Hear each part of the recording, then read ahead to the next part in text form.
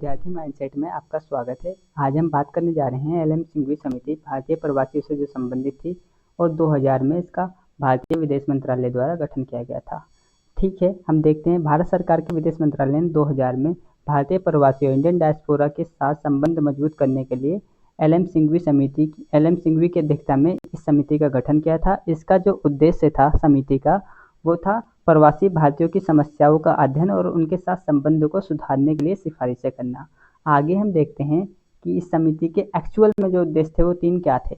देखिए, इसका पहला उद्देश्य जो था भारतीय प्रवासियों की सामाजिक और आर्थिक स्थिति का अध्ययन करना। दूसरा जो उद्देश्य था भारत से उनके ऐतिहासिक, सांस्कृतिक और भावनात्मक संबंधों को समझना। और तीसरा जो इसका उद्देश्य था प्रवासी भारतीयों को भारत के विकास में जोड़ने के उपाय सुझाना। आगे हम देखते हैं कि इसकी सब प्रमुख सिफारिशें क्या थी एलएम सिंघवी समिति की। ठीक है, जो पहली सिफारिश थी इसकी वो ये थी कि भाई भारतीय प्रवासियों के लिए एक विशेष मंत्रालय, ठीक है, विशेष मंत्रालय का गठन किया जाए भारतीय प्रवासियों के लिए, ये इसकी सिफारिश थी। ठीक है, भारतीय प्रवासी दिवस मनाया जाए। ठीक है, तो भारतीय प्रवासी दिवस जो है हर वर्ष मनाया जाए, ऐसी इसने सिफारिश करी थी। जो तीसरी इसकी था योग्य प्रवासियों को भारत रत्न और पद्म पुरस्कारों जैसे राष्ट्रीय सम्मानों में शामिल किया जाए। ठीक है, जो योग्य प्रवासियों को भारत रत्न और पद्म पुरस्कारों जैसे राष्ट्रीय सम्मानों में शामिल किया जाए, जो प्रत्येक वर्ष आपको पता है गणतंत्र दिवस के अवसरों पर मिलता है। ठीक है, और प्रवासी भारतीयों के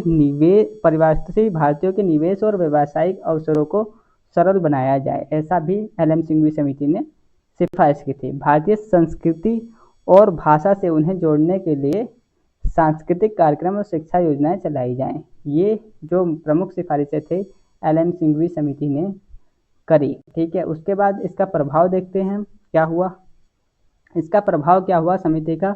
देखिए, पहली चीज़ जो हुई वो क्या था कि जनवरी 2003 से 9 जनवरी को प्रत्येक 9 जनवरी को, ठीक है, प्रत्येक 9 जनवरी को प्रवासी भारतीय दिवस मनाया जाने लग गया एलएम सिंघवी की समिति की सिफारिश के बाद। ठीक है, 9 जनवरी से 2000 जनवरी 2003 से प्रवासी भारतीय दिवस मनाया जाने लग गया। ठीक है, दूसरी जो इन्होंने ये प्रभाव पड़ा, भारत सरकार ने प्रवासी भारतीयों के लिए एक नया मंत्रालय मतलब विदेश मंत्रालय में एक विभाग बनाया, प्रवासी भारतीयों के मामलों का विभाग भी बनाया। ठीक है, ये एलएम सिंघवी समिति की सिफारिश के अनुसार ही हुआ। भारत और प्रवासी भारतीयों के बीच आर्थिक और सांस्कृतिक संबंध मजबूत हुए। ठीक है, भारत और प्रवासी भारतीयों के बीच आर्थिक और सांस्कृतिक संबंध भी मजबूत हुए। ठीक है, निष्कर्ष के तौर पर अगर हम देखें तो एलएम सिंघवी समिति ने भारत और विश्व भर के भारतीयों के बीच एक सेतु का कार्य किया। ठीक है, एलएम सिंघवी समिति ने क्या करा, भारत और विश्व भर के